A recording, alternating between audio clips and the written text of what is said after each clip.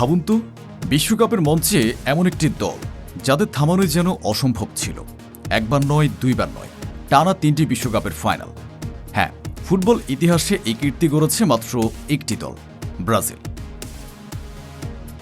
1958 সালের শুরু, বিশ্বকে চমকে দিয়ে প্রথমবারের মতো বিশ্বকাপ জয়। সবাই ভেবেছিল এ যেন একবারের বিস্ময়। কিন্তু 4 বছর পর 1962 সালে আবারও বিশ্বকাপ জিতে সবাইকে জানিয়ে দিল এটা কোনো দুর্ঘটনা নয়, এটাই ব্রাজিল।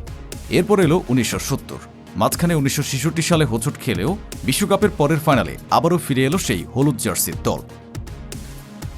ইতালিকে উড়িয়ে দিয়ে তৃতীয়বারের মতো বিশ্বকাপের ট্রফি তুলে নিল নিজেদের হাতে।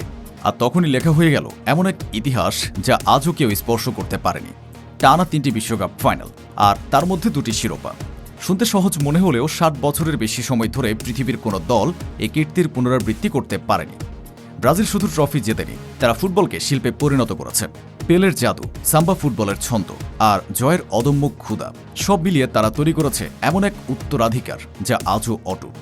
তাই ব্রাজিলকে বিশ্বের সেরা দল বলা হয় শুধু 5টি বিশ্বকাপের জন্য নয়, বলা হয় কারণ এমন ইতিহাস, এমন আধিপত্য আর এমন রেকর্ড আজও পৃথিবীর আর কোনো দলের নেই।